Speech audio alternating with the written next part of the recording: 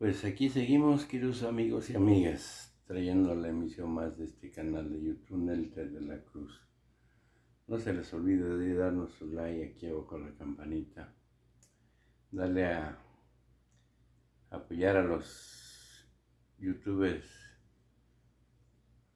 para que llegue más información a la población, porque los medios están que trinan con su lengua viperina. Empezamos. Me gustaría poner un tema sobre la mesa, sobre esta conferencia de prensa que es muy importante para las y los jóvenes. Esto en atención a una conversación que sostuvimos en el programa de discusión de Grupo Cantón con un colega y amigo mío que ha venido a las conferencias de prensa en su momento, Pancho Parra, y abrevamos en el contexto de la salud mental. La salud mental, que es un problema que prevalece en la ciudadanía y particularmente para las y los jóvenes. Incluso tengo entendido en la guía ética vino un apartado con respecto a la salud mental. ¿Y a qué voy con esto?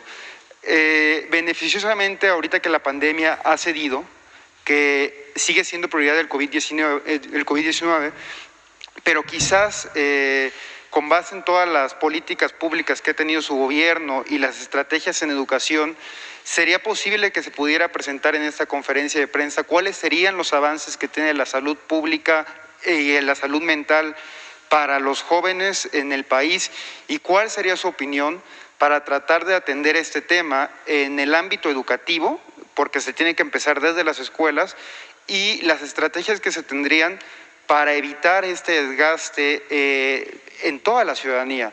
Es correcto que los jóvenes tenemos ahorita ciertas presiones, incluso está este estigma que se puede considerar o nos podrían llamar generación de cristal, pero yo creo que con base en las opiniones que usted ha dado de no estigmatizar a la gente, de no llamarse ninis, etcétera, ¿cuál sería esta opinión que usted tendría como titular del Ejecutivo para atender la salud mental, particularmente para las y los jóvenes? Gracias, presidente.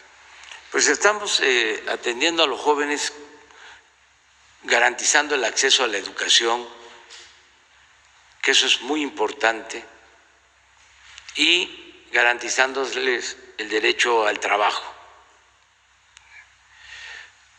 Pero en lo que tiene que ver con salud mental, esto corresponde más a un plan de la Secretaría de Salud. Ellos trabajan sobre esta materia, que es muy importante, como tú lo sostienes, pero me gustaría que lo analizáramos, lo preparáramos y se informara sobre lo que estamos haciendo. Lo cierto es que con la pandemia nos dedicamos por entero a enfrentar el COVID. Ya estamos saliendo y ya estamos de nuevo atendiendo mejor todo lo relacionado con la salud, porque era urgente, indispensable enfocarnos a atender la pandemia, sin descuidar lo de la pandemia, porque no queremos un rebrote. Tenemos que estar muy pendientes. Hay países en nuestra América, en el Cono Sur, que aún con un porcentaje de vacunación considerable están creciendo los contagios en la actualidad. Y esto está vinculado con el clima, porque en América del Sur es invierno en algunos lugares. Entonces, nosotros tenemos que protegernos, para que en el invierno no tengamos un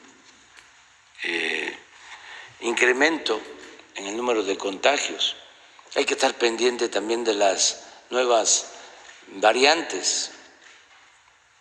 Todo eso lo estamos viendo. Bueno, sin embargo, ya no es lo mismo. No es igual tener en el Distrito Federal una ocupación del 95% de camas, como llegó a estar, a un 5%. Es distinto. Incluso el número de fallecidos, que había una reducción significativa, algo que pues nos da tranquilidad, porque lo más duro, lo más difícil de la pandemia fue el número de fallecidos.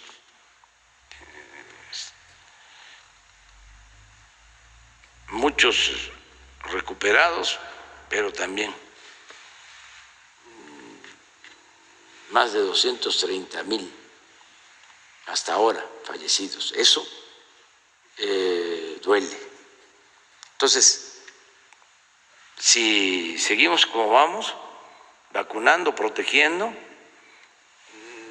vamos a ir de nuevo reconvirtiendo, pero ya no para COVID, sino para atención especializada y garantizar atención médica y medicamentos gratuitos y garantizar el abasto de todos los medicamentos. Estamos trabajando sobre eso, que no falten los medicamentos y que todos los que se contrataron para la atención al COVID, médicos, enfermeras, se queden trabajando para la atención médica.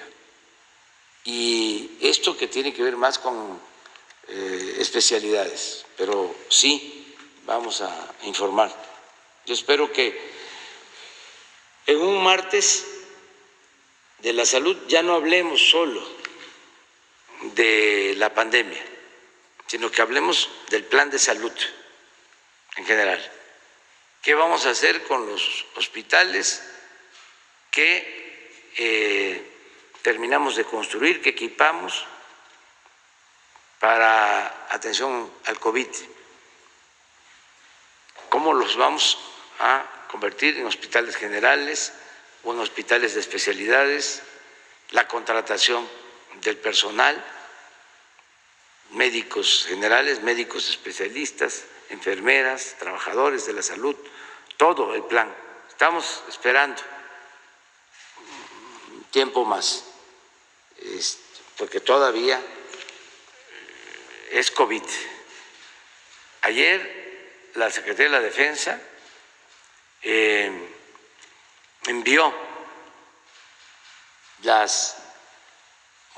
hasta ahora en la madrugada se terminó de llevar todas las vacunas a Baja California.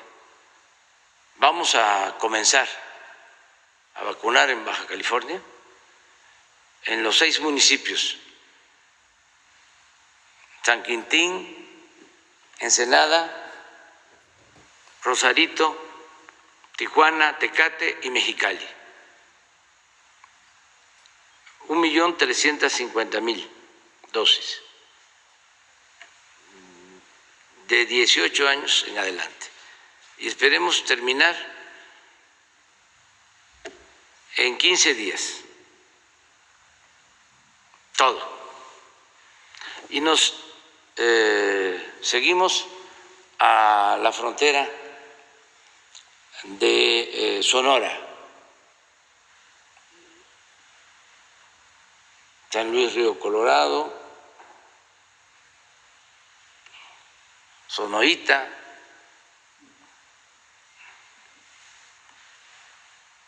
toda la frontera de Sonora, hasta Agua Prieta, los límites con Chihuahua y luego vamos a Chihuahua y de Chihuahua a Coahuila, de Coahuila la frontera de Nuevo León, Anáhuac, y luego Tamaulipas, toda la frontera. Entonces, terminando o sea, ya la vacunación, el compromiso es, repito, octubre, que todos estemos vacunados, aún con una dosis. Entonces vamos a continuar con eso. Y ya por último, presidente, si me permite, recientemente aquí en las afueras de Palacio Nacional me abordó un joven tabasqueño que lleva por nombre Jesús Aranda López, originario de Comalcalco. Este joven me comentaba que estudió música en Tabasco, en Veracruz, y que ahorita se encontraba en proceso de admisión para una beca en el extranjero en the University of Philadelphia, of Philadelphia. En consecuencia, presidente, me permitiría preguntarle si este joven, bueno, tengo entendido, presentó su solicitud en Atención Ciudadana, nada más que obviamente lleva un proceso la respuesta de esta solicitud. Si pudiese ser apoyado por su gobierno para poder obtener una beca para estudiar su universidad, y aprovechando esta coyuntura, presidente, de los estudiantes que tenemos que emigrar de otros estados, ya sea a la Ciudad de México o al extranjero, como lo es en lo particular en mi caso, o en su momento como lo fue en el suyo, que tuvo que venir de Tepetitán para la Ciudad de México. En el ámbito más personal, presidente, ¿qué fue lo que lo motivó a usted para trasladarse a estudiar la licenciatura en Ciencias Políticas en la Universidad Nacional Autónoma de México, en su momento de Macuspana para la Ciudad de México? Y si en ese momento en que usted realizó este viaje, consideró o pensó que podría llegar a ser presidente de la República como lo soy. Gracias, presidente. Bueno, lo de la beca para el joven hay que verlo con Alejandra Fraustro, la secretaria de Cultura.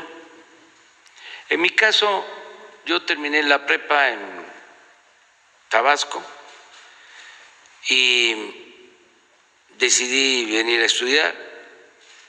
En ese entonces habían oportunidades.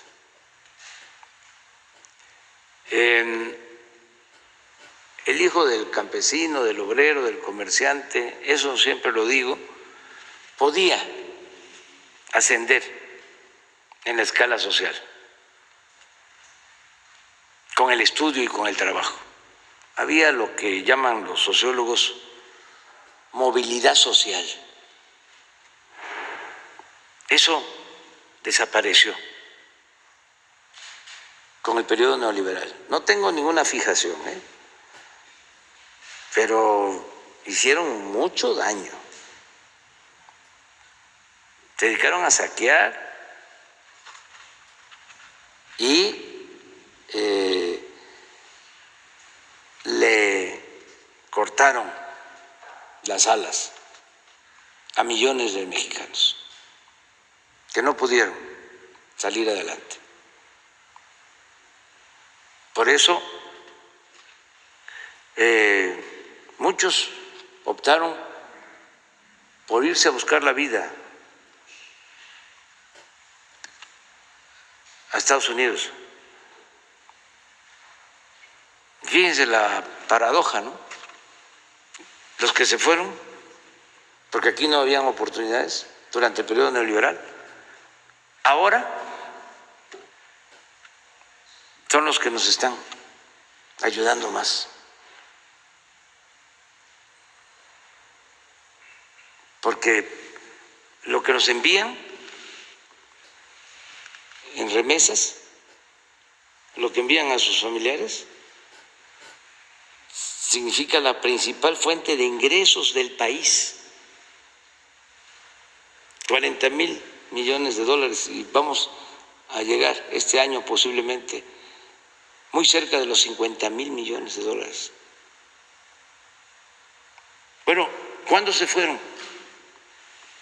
Más en el periodo neoliberal, a buscarse la vida. Por eso son héroes, son heroínas. Porque imagínense que se hubiesen quedado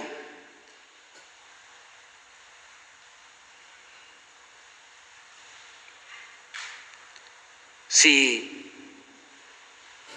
de por sí durante todo este periodo se padeció y todavía se padece de violencia, porque no todos tomaron ese camino, otros tomaron el camino de las conductas antisociales. Por eso también creció la delincuencia como nunca en el país.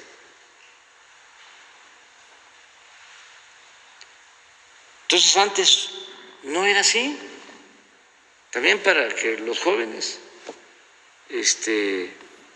lo tengan presente. A ellos les ha tocado vivir en periodos de crisis.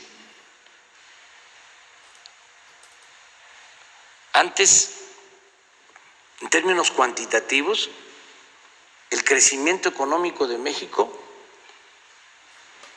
llegó a estar durante casi 50 años en 5% anual.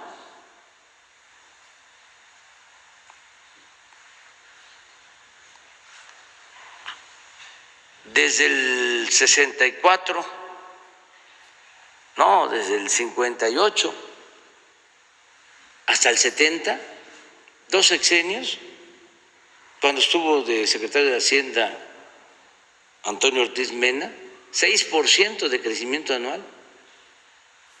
Se le llamó el milagro mexicano, desarrollo estabilizador, sin inflación, sin devaluación, sin endeudamiento. Luego con Echeverría y López Portillo, aún con desequilibrios macroeconómicos, con devaluación, con inflación, se creció también al 5% anual. Entonces, los de mi generación, de los estados que venimos a estudiar aquí, pues era una fábrica de sueños, la Ciudad de México, hospitalaria, fraterna, como siempre.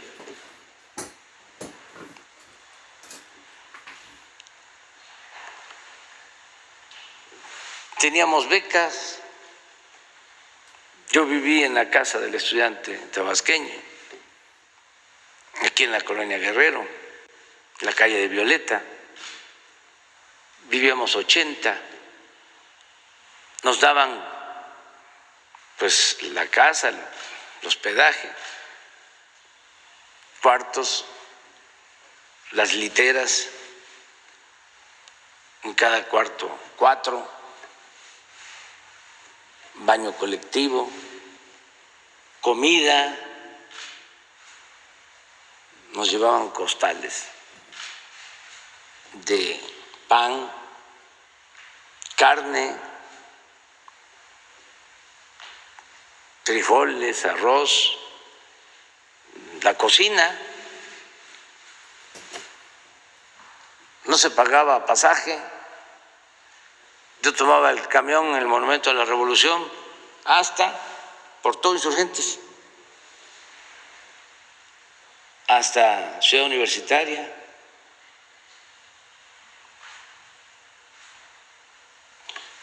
De cada 10 que presentábamos examen, ingresaban 9, no había rechazo. En los tiempos del neoliberalismo, de cada 10 entraba 1.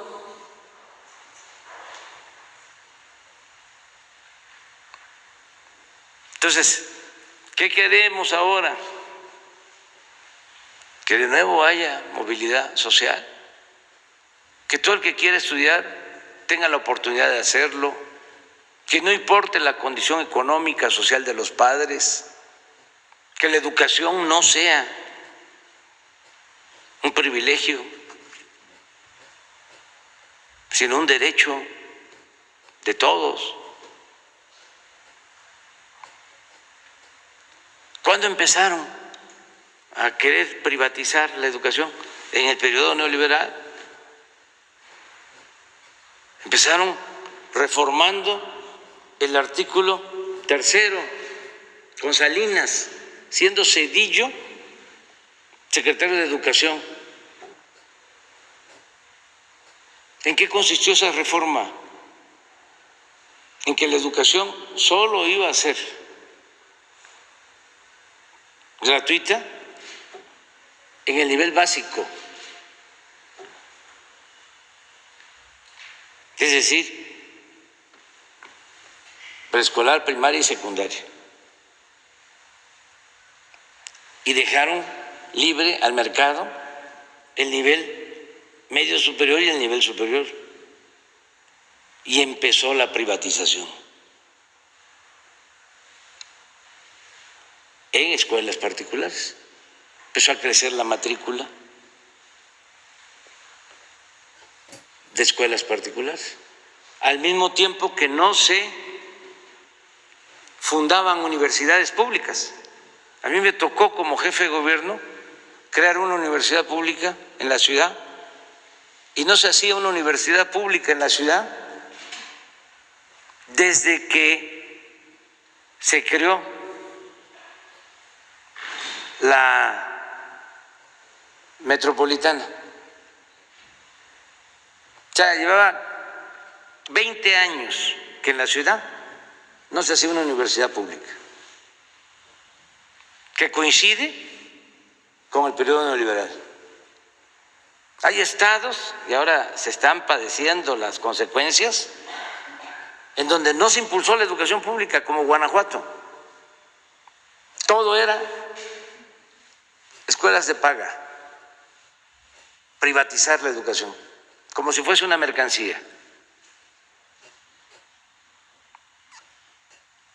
Eso fue la política neoliberal en educación. Y todavía querían más con la llamada reforma educativa. Entonces, como se dice en el béisbol, para atrás los fielders, aunque no les guste. Dicen, no, vamos a regresar al pasado. Sí, claro, a la luz de los nuevos acontecimientos, de la nueva realidad, educación pública gratuita y de calidad en todos los niveles escolares. Y no estoy en contra de la educación privada. El que tiene para pagar escuela privada lo puede hacer, está en su derecho. Pero el Estado está obligado a garantizar la educación pública, gratuita, de calidad. Entonces, ¿qué le digo a los jóvenes? Adelante, porque con el estudio nos defendemos mejor, independientemente de dónde se llega, se abre el horizonte, el pensamiento, la recreación que se obtiene con la cultura, se es mejor ciudadano. Y además se dice, bueno, ¿para qué estudio si voy a terminar una carrera y no voy a tener trabajo? Sí, hay que procurar que todos tengan trabajo, pero se defiende más el que estudia que el que no estudia. Tiene más posibilidades, tiene más oportunidad. Entonces hay que estudiar, no abandonar la escuela. Y también aprovecho, ya no hay que estar ahí frente al televisor o al internet y encerrado y solo, con los aparatos y comunicándonos con otros, en el caso de los jóvenes, de los adolescentes, sin tener la relación, sin socializarnos, sin tener la educación presencial. Ahí vamos poco a poco, pero tenemos que regresar a eso. No hay nada que sustituya la escuela. Y ánimo, hay que echarle ganas. Sara.